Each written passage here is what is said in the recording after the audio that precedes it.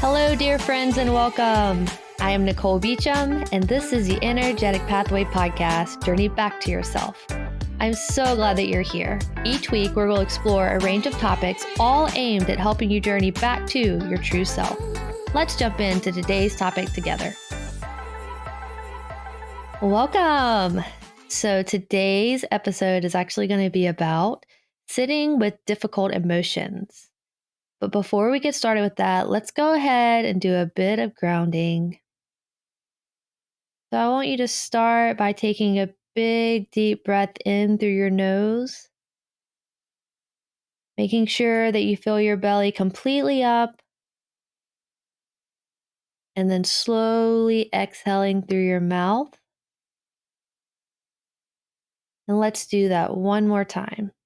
In through your nose, filling up your belly, and out through your mouth. And now I want you to just notice your body sitting or standing on whatever surface you're on. You may be sitting in a chair. If so, I want you to focus on where your legs and your butt and your back hit the chair. Or maybe you're standing. And if so, focus on where your feet meet the floor or meet the ground. And just imagine there's a cord that goes from your spine, the very bottom of your spine, all the way down into the ground, rooting you into the earth, kind of like a tree. So that no matter how the wind blows or the tree branches sway, it's still rooted at the core. And grounding is incredibly important, especially as we're diving into a topic about sitting with difficult emotions or difficult feelings. And it's something that I've had to learn along the way in my own journey. And I'm now teaching my child. So my daughter is learning more about grounding and how to let her emotions move through her and why it's important to feel and to actually feel what we feel. And so that's what we're going to start talking about today as we move in to this next chapter of the journey, which I am so excited that you're all joining me on. But let's first dive into why exactly are we afraid of difficult emotions? And I think there's a lot of reasons that you can say, like if you were to stop right now, place your hand on your heart, or if you're driving, just imagine you're placing your hand on your heart and ask yourself that question. Say, why am I afraid of difficult emotions, of hard feelings? It may be anger, it may be sadness, it could be frustration, it could be very deep hurt, pain, emotional pain.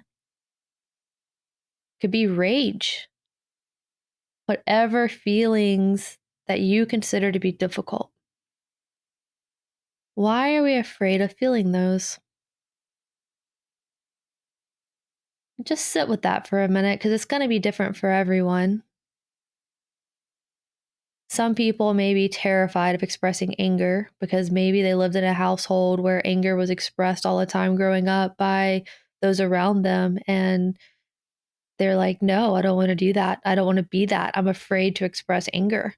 Or maybe it wasn't emotionally or even physically safe when you were younger to feel anger.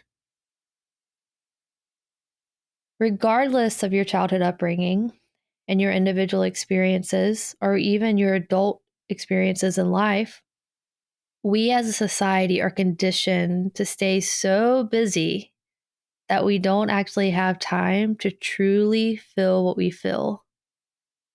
And this tends to show up in just about every aspect of society, whether it's at school or at work or even in the church. We are taught to serve others, to do our work, to make sure we're task driven, deadline driven. No matter how we feel, we are taught to push aside how we feel and show up to perform the role that we're supposed to play. And we're taught that pretty much from the moment we're born.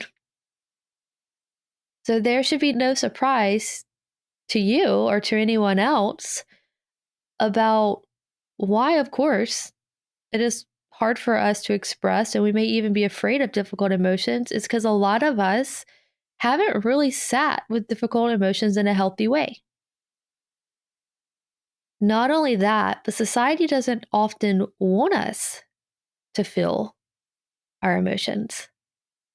Because when we feel our emotions, we do less shopping, we do less overspending, we eat out less, especially fast food and comfort items. We use less substances. Because what happens is when you're not allowed to feel your feelings, when you're encouraged not to express them, for whatever reason that may be, we innocently turn to these things to cope, to help us feel better, and to not have to deal with those feelings. And the thing about it is, I said innocently for a reason, it's normally not even a conscious choice. It is something that operates at the subconscious level, and we may immediately go into fight or flight or freeze, and we're just doing whatever we can to survive the moment, to survive the situation. So I think before we talk about why it's even important to feel our feelings, it's first just an understanding of a lot of people, if not most people in society, don't know what to do with difficult emotions and hard feelings. It's not like we have a class in grade school, which we should, where we get to go sit down and someone teaches us what it's like to let feelings move through our body. We don't have that. So as we approach this topic, it needs to be with compassion, compassion for yourself, compassion for your parents, your teachers, your kids, everyone in the society who has consciously or unconsciously, mostly unconsciously, bought into this idea that we're not supposed to experience difficult emotions.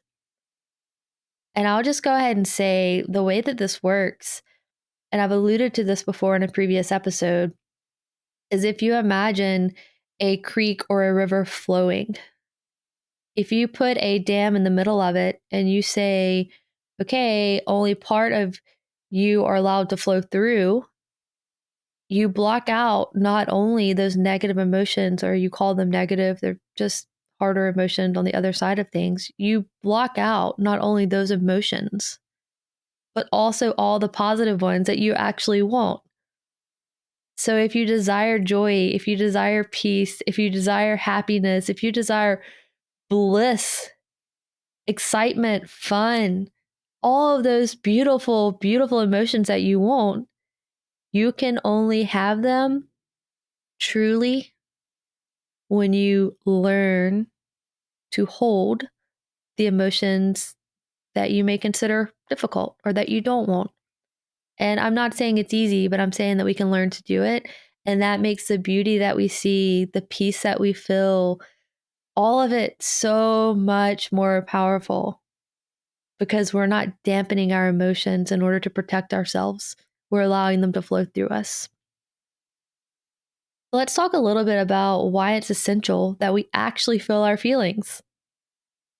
So, first and foremost, is when we don't, it makes us sick. And I am talking about actually physically sick. So, this may mean autoimmune diseases develop, certain types of cancer in certain places in your body, heart issues, stroke. We know that stress in and of itself can lead to medical issues, but a lot, and hear me correctly, I'm not saying all, but a lot of the major illnesses that we deal with as society and as people is because the energy is getting stuck in us and we're not letting it flow out of us. And what does our body do when that happens? It keeps screaming louder and louder and louder because it's trying to get your attention. It's trying to tell you, we need you to see us, to hear us, to experience us so we can flow out. So energy gets stuck and we hold on to it because we aren't letting it go through us, which is the natural process. For our bodies, the natural process is allowing the energy to move through us. If you sit with most emotions or feelings, I use them interchangeably. They're technically different, but for the sake of this, we're going to use both. If you sit with most feelings that arise, they will pass within 20 minutes.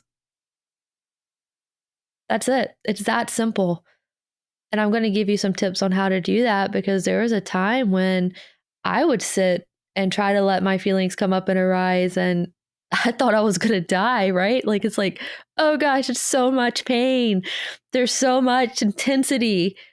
But when you sit with it and you learn to be with it a little bit at a time, I'm not saying go sit with your feelings for 20 minutes right now, a little bit at a time, over time, as you sit with it, it releases and you get freedom, true freedom that allows you to have the peace you actually are looking for. And all of that is done within yourself. So I want to give you an example. If you've ever seen videos of animals being attacked, like in the wild, for example, what do they do immediately after they survive the attack? If you watch these videos and they're all over YouTube, the animal will stand up and it will shake, viscerally shake from head to toe. Why? To let the energy move through them and release. And we are animals, humans are animals. That's what we're supposed to do. We're supposed to, as things happen to us or around us that we experience, we're supposed to stop, sometimes literally let it shake out of us. And I'll post a video in the show notes to help with that. Stop, let it move through us so that it can release, because holding on to it doesn't help us. It leads to armoring in your shoulders and your back, pain in your back. It may lead to pain in your legs or like a feeling that you need to run, physically run, because maybe that's the movement at some point in your life that you needed to complete. Maybe something happened and you needed to run away, but you froze. Your body is asking for you to now run. That may look like feeling into that moment gently, 1% at a time in your mind, and then literally taking off running in workout clothes so that people don't think something's going on, taking off running down your street or in the park or on a sidewalk. Just run. Tap into that feeling gently, easily, momentarily, and then do what needs to be done in order for it to complete. So, I want to talk about how we can get started with this, and then I'm going to share a little bit about some of the things that I've done to help calm the little girl inside of me. Because that's what we're doing. We're basically reparenting the little kid inside of us that in some way or another didn't get what they needed. And that's okay. We all have this experience in some way or another.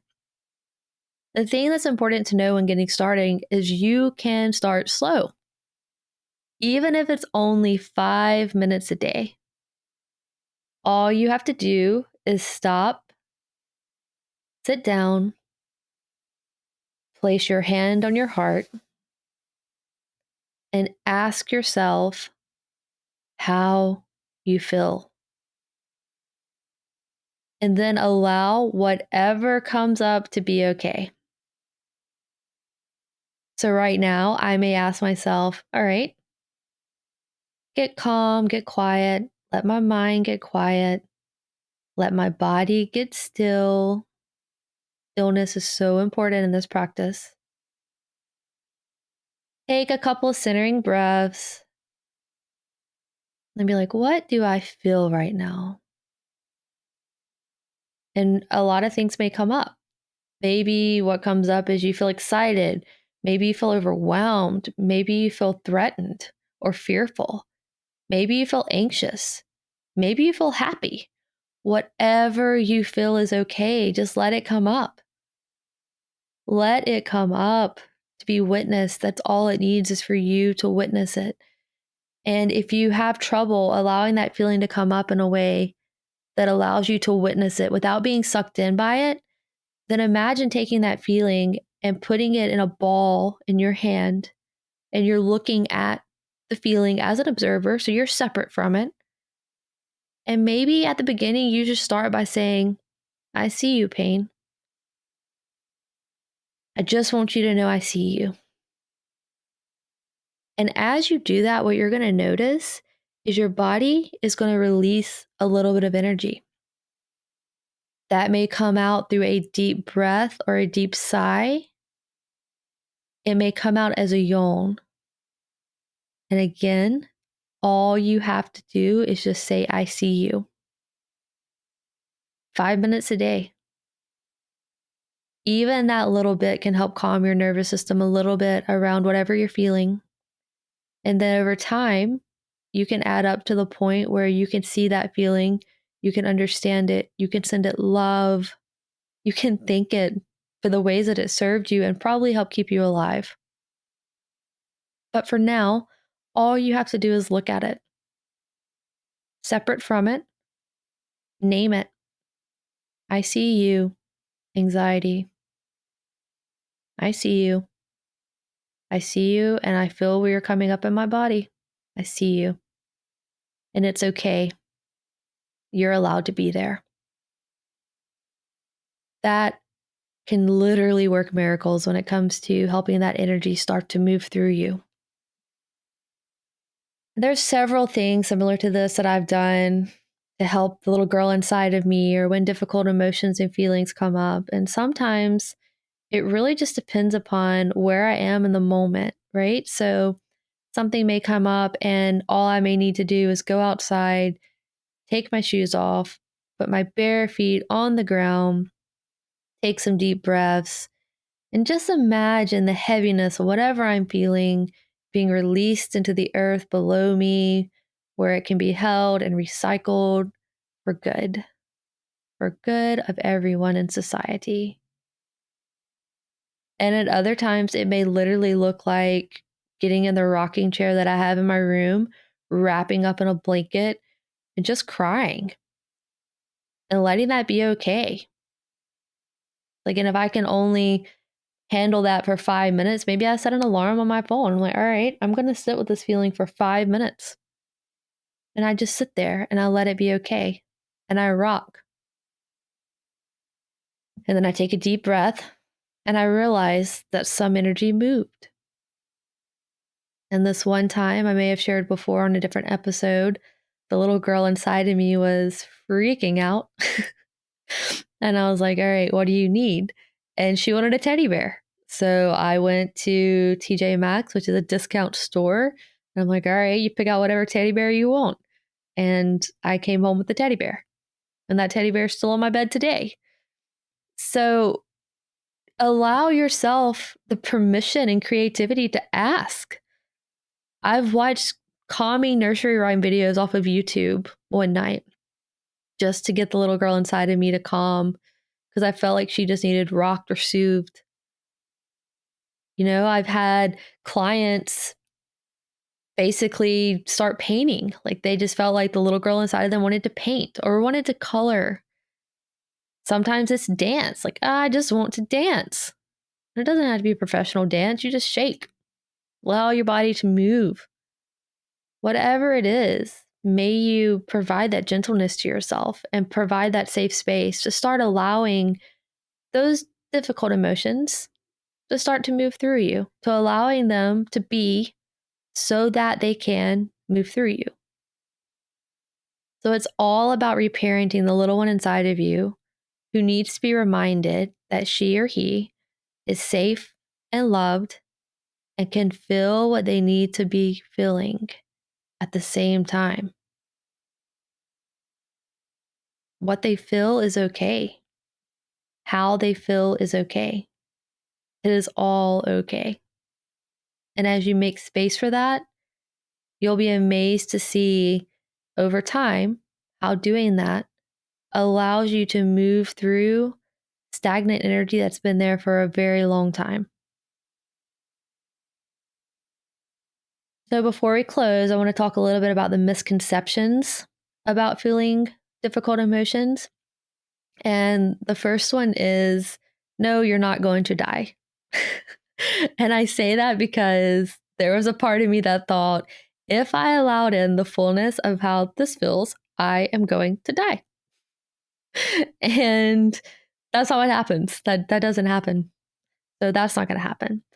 Second is feeling what you feel is not weakness. It is not. That is one of the biggest lies that we've been told. It takes strength and it takes courage. And when you do that, you truly, truly are on the journey back to your true self, who you really are, the calm within, the wisdom within. And for a while, if you need somebody to sit through you as you're sitting through your difficult emotions, then get a therapist, call on a best friend, ask a parent or a sibling. That is fine. It's totally fine and understandable and okay. I definitely needed someone to sit with me through my difficult feelings and emotions when I started my journey and stay with it. And over time, you'll be amazed to see how far you go. And the other thing I wanted to share about the misconceptions is when we feel what we feel, we actually are able to take our power back. So sometimes we think, well, if I feel what I feel, then I'm going to lose control and I'm not going to, have my power anymore. And it's the exact opposite. As you feel what you feel, you gain the ability to take your power back from others that you've innocently given it away to. It's a true factual statement. I'm here to attest to it. And it does take some time. It takes some time and consistency, as with any practice along your journey. So, get a quick little update for those of you who may not know yet. The Energetic Pathway website has been updated. I would love for you to go check it out. So now you're going to find a lot more things there besides just the podcast. You're going to see that I'm offering some energy healing services, and there's a lot of information online about what that is. And I'm doing that both in person in Birmingham, Alabama, or the surrounding areas, as well as virtually via Zoom. So feel free to go check that out. I'd be curious to know what you all think. And also, as always, make sure you check out the show notes for some resources and a guided meditation that I'm going to create to help you sit with difficult emotions, to lead you through the process. And I'm going to make that pretty short, so like 5 to 7 minutes, where you can just start learning to sit with those difficult emotions. I'm so glad I was able to be with you guys today and sharing on this very, very important and also difficult topic about emotions, those hard ones that's hard for us to sit with. And I hope that it proves to be helpful for you all on your journeys. And please do not forget to subscribe to the Energetic Pathway podcast on your favorite podcast player. Thank you for listening, and I will see you next time.